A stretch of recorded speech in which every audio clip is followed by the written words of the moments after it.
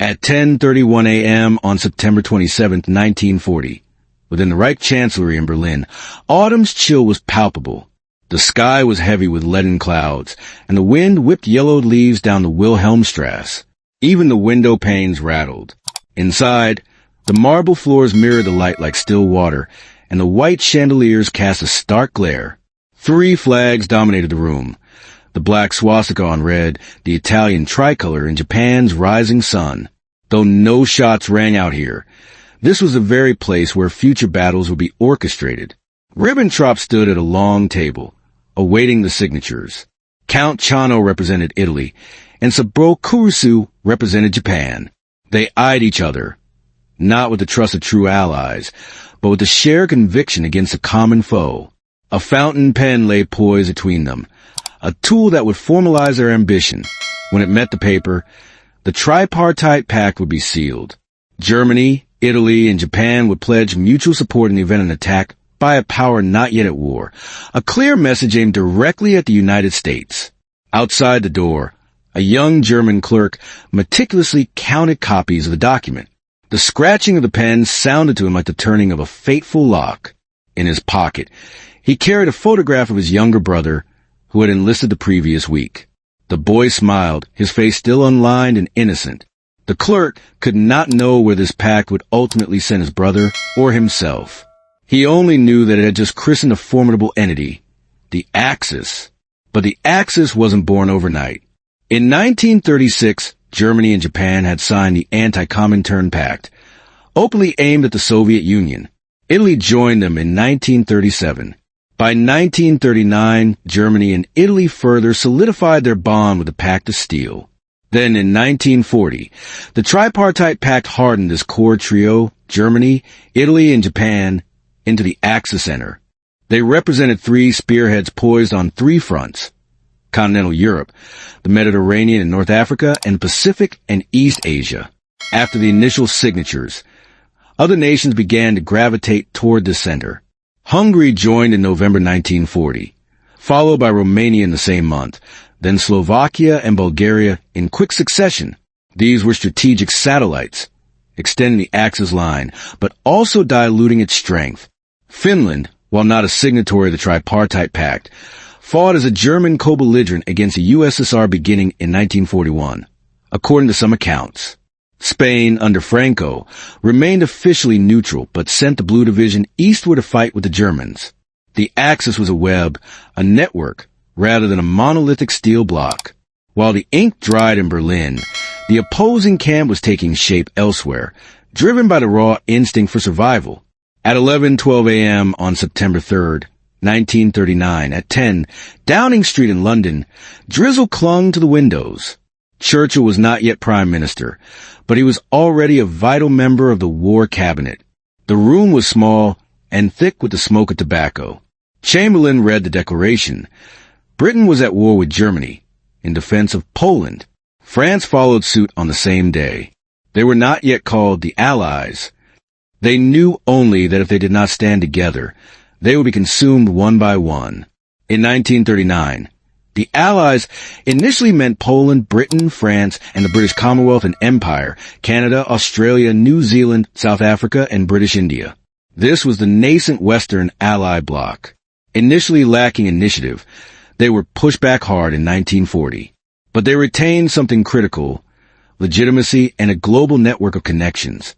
In a Canadian bearer to Halifax, a private folded a letter to his mother.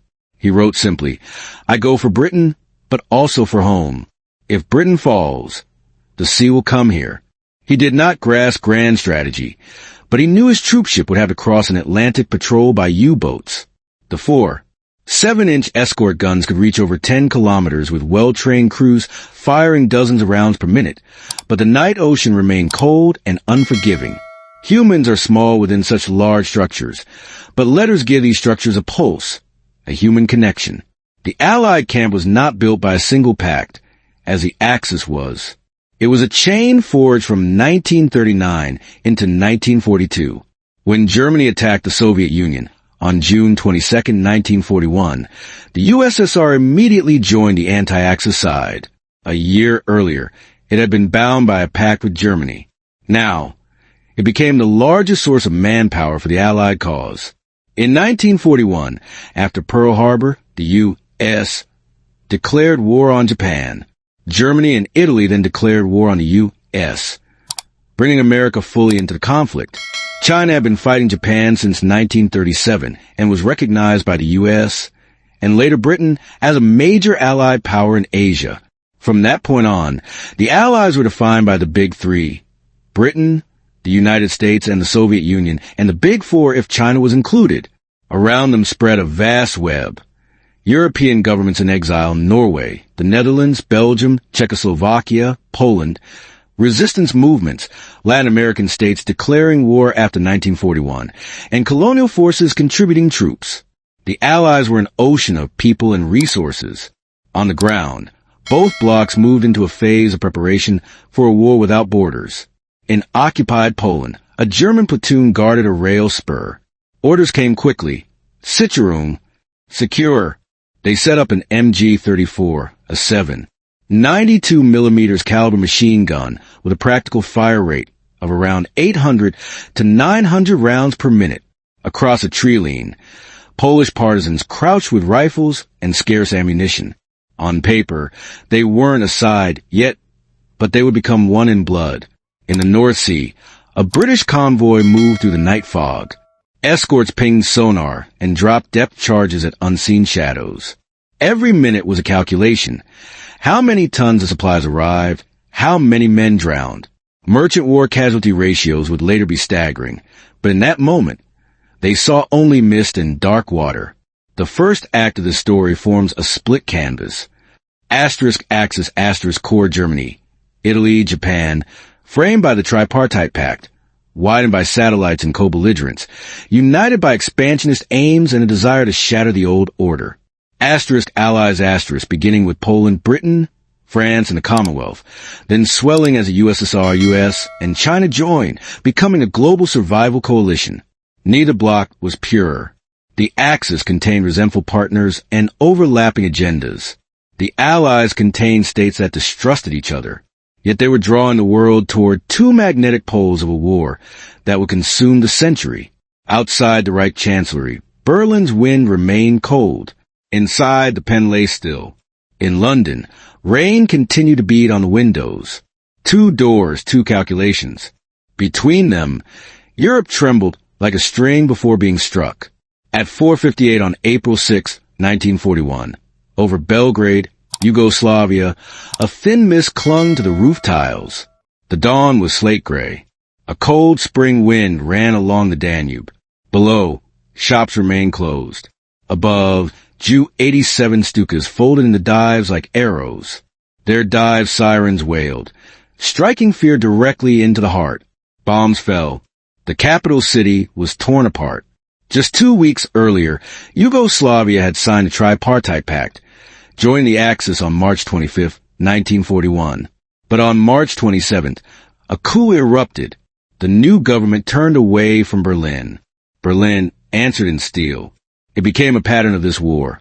Some countries entered a side by signature, then exited a side by blood. In a shelter under Belgrade, a teacher held her son tightly, still clutching a class photo.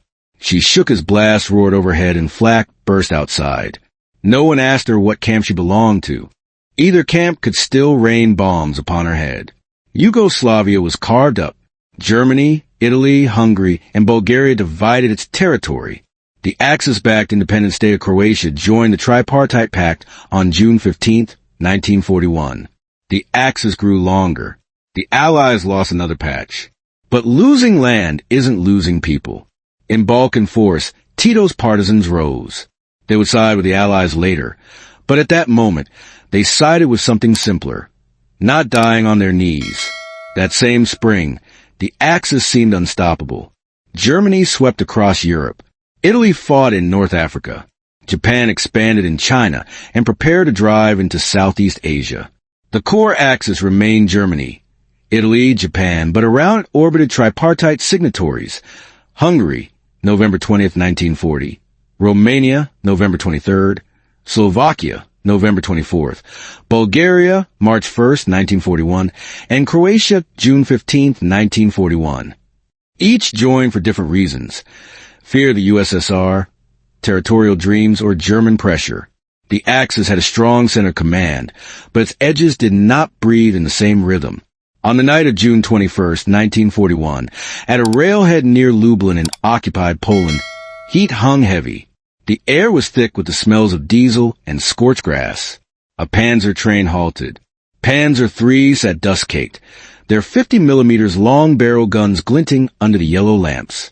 Their effective anti-tank range was roughly 1,000 to 1,500 meters, depending on the variant. Standard specs. Crews smoked and slapped the turrets like drummers before a march. They knew where dawn was going, east. At 3:15 on June 22nd, the Soviet border erupted. Operation Barbarossa began.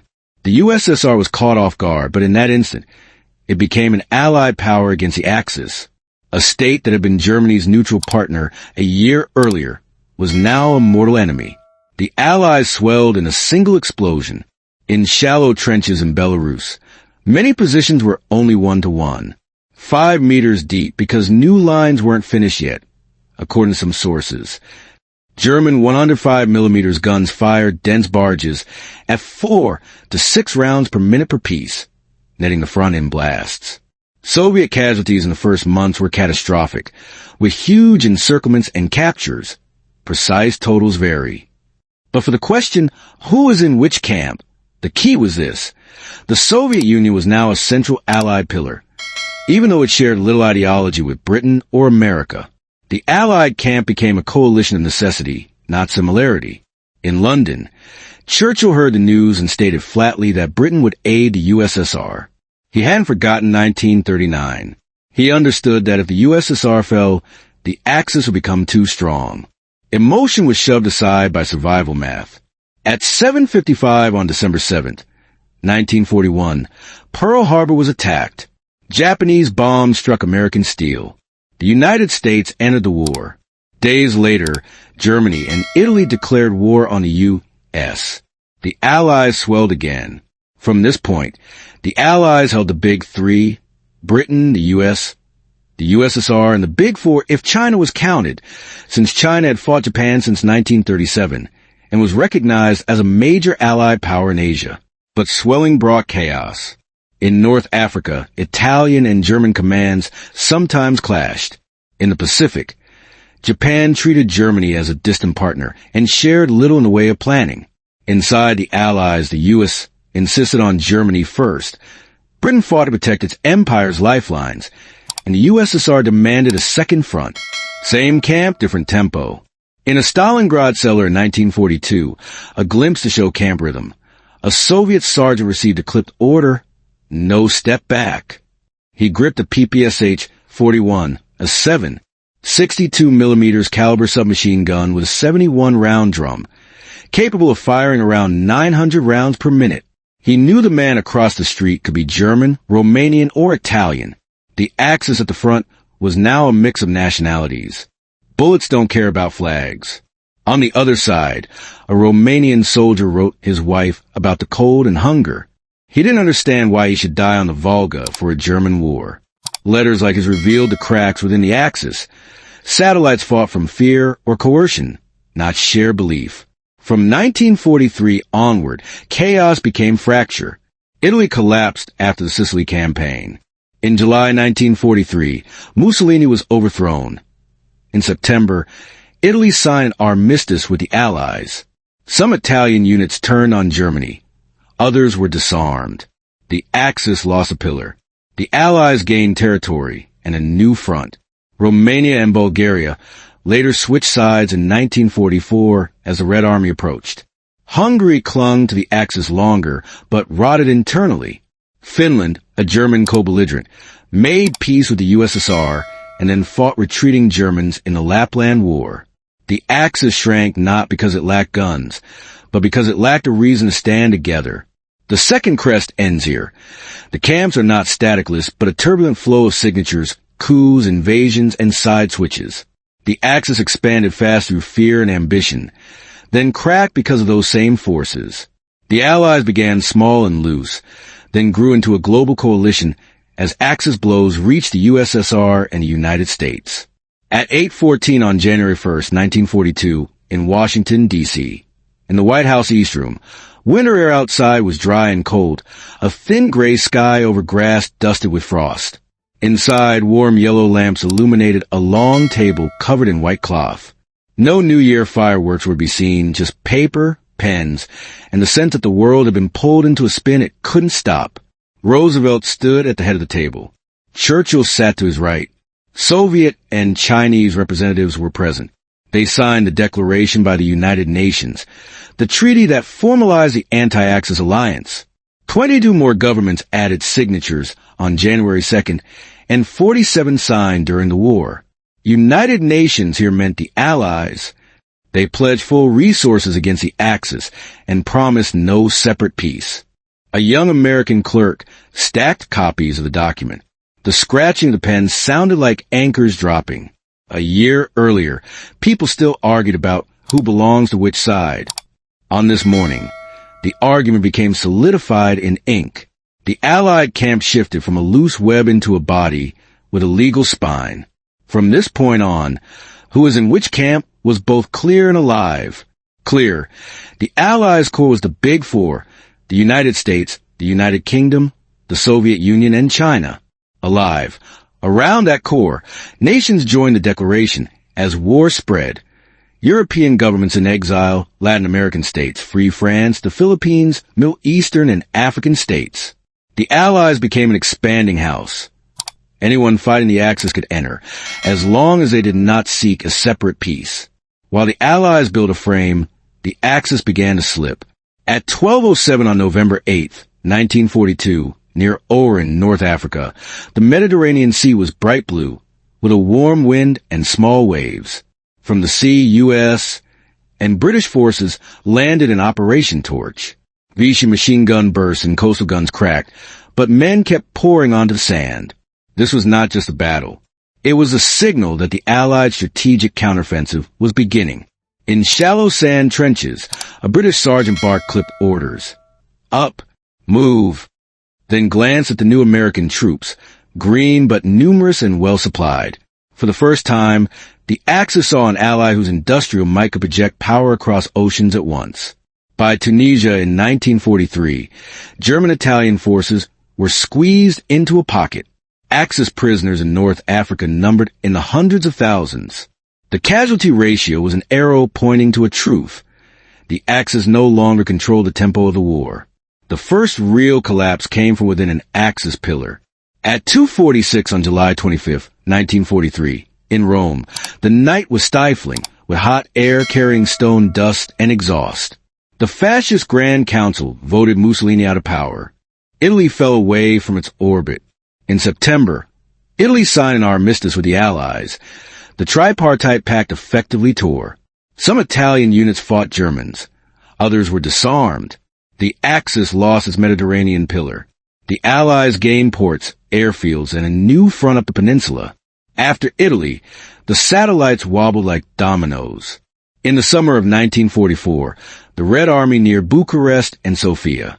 Romania and then Bulgaria switched sides. Hungary tried to cling to the Axis, but was occupied directly by Germany.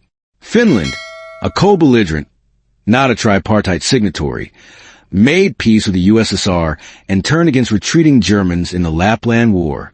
The Axis contracted into a lonely core, Germany and Japan, and finally only Germany grinding in the rubble.